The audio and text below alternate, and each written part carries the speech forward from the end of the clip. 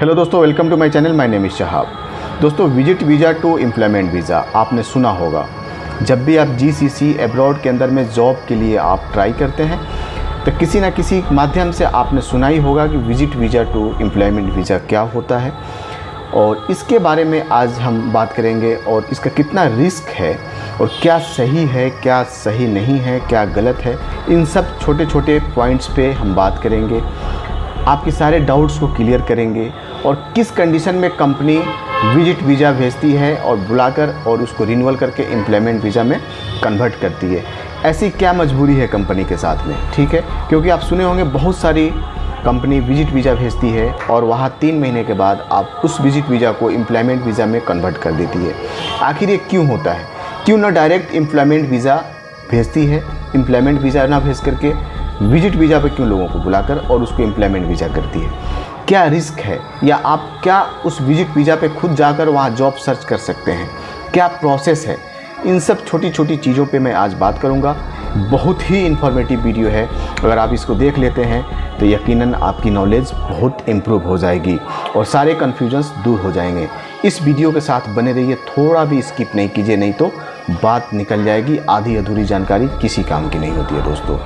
तो दोस्तों, बिना किसी देरी के शुरू करते हैं। बिल्कुल पॉइंट टू पॉइंट बात करूंगा, बिल्कुल ध्यान से सुनिए इसको। पहली बात, कुछ कंपनी विजिट वीज़ा इशू करती है और विजिट वीज़ा पे लोगों को बुलाती है और फिर वहाँ पर 2 महीने 3 महीने के बाद उसको एम्प्लॉयमेंट वीज़ा में कन्वर्ट करती है, ठीक है। ये क्यों होता है ऐसा?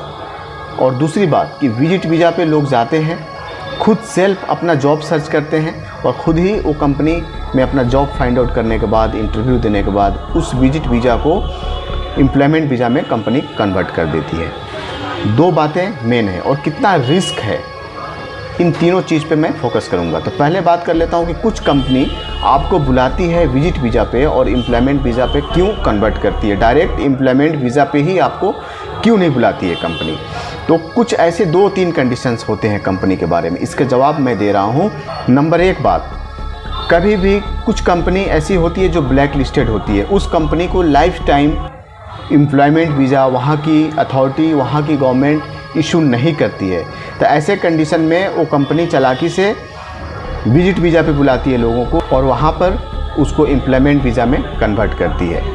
कोई रीज़न होता है, लेकिन ये फेक नहीं होता है, इसमें भी काम एक तरीका है। दूसरी बात, कुछ कंपनी आपको विजिट वीज़ा पे बुलाती है, काम कराती है 2 महीने 3 महीने 4 महीने, जैसे जैसे उसकी काम एक्सटेंड होगा वीज़ा भी एक्सटेंड करेगी और आपको फिर घर भेज देती है।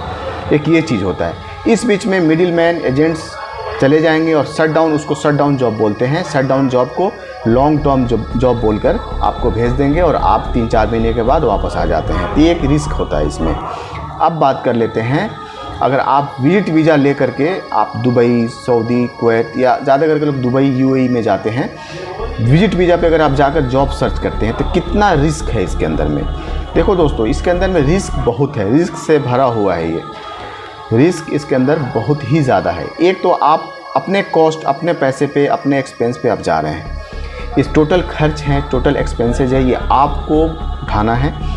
टिकट का पैसा, वीज़ा का पैसा, वहाँ पे खाना है, ट्रैवलिंग है, रहना है, स्ट्रगल करना है।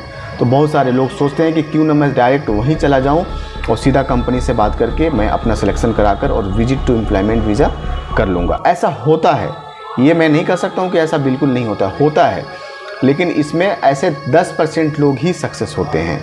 क्यों होते हैं, इसके बारे में भी बात करते हैं। क्योंकि वहाँ पे उनको ज़्यादा मालूमात नहीं है, वहाँ पे उनका कोई बैकग्राउंड नहीं है, वहाँ पे ज़्यादा उनकी पहचान नहीं है और यूएई के अंदर में ट्रैवलिंग इतना ज़्यादा कॉस्टली है, सारे लोगों के बस का नहीं होता है। जिनका बैकग्राउंड बहुत मजबूत है, जो लाखों रुपए खर्च कर सकते हैं जॉब के नाम पे, वो लोग जा सकते हैं, लेकिन उनका भी कोई श्योर नहीं है कि उनको भी जॉब मिल ही जाएगा यूएई के अंदर में। अगर आप मेरी ओपिनियन पूछेंगे तो मैं कभी भी नहीं चाहूँगा कि कोई विजिट वीज़ा पे जाए, इतना सारा पैसा खर्च करे और वहाँ जाकर रहे, स्ट्रगल करे और 3-4 महीने के बाद फिर अपने कंट्री वापस आ जाए। ऐसा आप करें ना करें ये आपके ऊपर है, लेकिन मैं अपनी ओपिनियन बता रहा हूँ कि अगर मैं होता तो नहीं करता ऐसा बिल्कुल, क्योंकि बहुत रिस्क होता है। बहुत कम लोगों को उस जॉब सर्च कर पाते हैं, जॉब को फाइंड आउट कर पाते हैं दुबई के अंदर में, यूएई के अंदर में, क्योंकि वहाँ पर भी एक लीगल प्रोसेस होता है। एक तरीका बनाया गया है जॉब को सर्च करने का। किसी कंपनी में आप जाएंगे तो वहाँ पर जल्दी आपको अपॉइंटमेंट नहीं मिलेगा, कुछ HR आपको टाइम देगा, कभी बुलाएगा, कभी रिजेक्ट कर देगा, कभी कुछ बोलेगा, बहुत ज़्यादा आपको भटकना पड़ सकता है UAE के अंदर में। ये तो कुछ रिस्क फैक्टर हैं। लेकिन दोस्तों मार्केट में एक ट्रेंड चला हुआ है, मैं देख पा रहा हूँ जो भी वैकेंसीज़ आ रही है एब्रॉड GCC से, उसमें मैक्सिमम ऐसे वैकेंसीज़ हो रहे हैं जो विजिट टू एम्प्लॉयमेंट। पहले पेपर में वैकेंसीज़ में ऑफिस वाले उसको मेंशन कर देते हैं कि भैया ये लॉन्ग जॉब तो है, but visit to employment visa आपको वहाँ पे होगा, एम्प्लॉयमेंट वीज़ा यहाँ नहीं आएगा। इसमें एक फ़ायदा कंपनी को ये है कि कंपनी को ज़्यादा पैसा विजिट वीज़ा के पीछे नहीं देना है और अपने बंदे को, जो वर्कर जा रहे हैं उनको टेस्ट कर लेती है। अगर वो काम में प्रॉपर हैं, बिल्कुल फिट बैठते हैं उनके जॉब में, तो रखती है, अदरवाइज उनको विजिट वीज़ा का जो ड्यूरेशन होता है ख़त्म होने के बाद उनको बैक कर देती है। ये भी एक बेनिफिट है और लोग जा रहे हैं, और इसमें ये नहीं कह सकते कि फेक है, बिल्कुल सही है, लेकिन ये कंपनी के द्वारा होना चाहिए। कोई एजेंट बोलता है आपको कि भाई आपको मैं विजिट वीज़ा पे भेज दूंगा सिंपली, और आप वहाँ, मेरा बंदा है, मेरा आदमी है दुबई के अंदर में, UAE के अंदर में, शारजा के अंदर में, वहाँ पे काम पे लगा देगा, आप विजिट टू एम्प्लॉयमेंट को करा देगा। तो बिल्कुल मैं आपको राय मशवरा नहीं दूंगा, ऐसे लोगों से दूर रहें। ये सब फ्रॉड होते हैं और पैसा खा जाते हैं, 99% तो फ्रॉड ही होते हैं। अब बात कर लेते हैं दोस्तों कि इसका सही लीगल प्रोसेस क्या है। जब भी आप दुबई के अंदर में सपोज़ जॉब फाइंड आउट कर लेते हैं, आप विजिट वीज़ा पे हैं, कंपनी में इंटरव्यू देते हैं, कंपनी आपको सिलेक्ट कर लेती है, फिर उसके बाद आपका सारे डॉक्यूमेंट्स जमा करेगी, पासपोर्ट का जीरोक्स लेगी, पासपोर्ट लेगी, फिर उसके बाद आपका मेडिकल कराया जाएगा वहाँ पे, जैसे यहाँ पे मेडिकल चेकअप होता है जाने के लिए, वहाँ पर भी मेडिकल होगा आपका। फिर उसके बाद एम्प्लॉयमेंट वीज़ा के लिए अप्लाई करेगी कंपनी, आपका विजिट टू एम्प्लॉयमेंट कन्वर्ट होता है। यही एक सही लीगल प्रोसेस होता है। ये सारे, इसमें कुछ पैसे देने पड़ते हैं, इसके कुछ फ़ी होते हैं जो कंपनी पे करती है। हो सकती है कंपनी आपके सैलरी से बाद में डिडक्ट करे, वो एक अलग मैटर है, लेकिन पैसे गवर्नमेंट को देने पड़ते हैं विजिट टू एम्प्लॉयमेंट करने के लिए।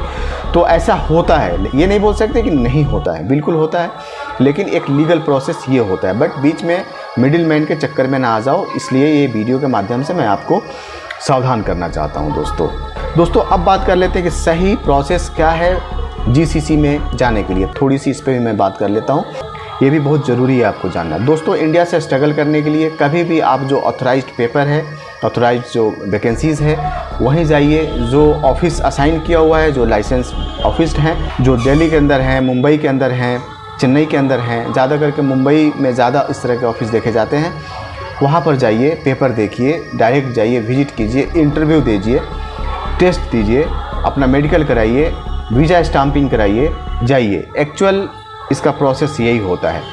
और बीच बीच में तो बहुत सारे तरीके, लोग पता नहीं शॉर्ट कट के चक्कर में लॉन्ग कट हो जाता है, और इसको मैं कभी भी सपोर्ट नहीं करता हूँ। शॉर्ट कट नहीं लेना दोस्तों, जो इसका सही प्रोसेस, सही तरीका बनाया हुआ है, उसी तरीके पे आप चलेंगे तो आप कामयाब रहेंगे।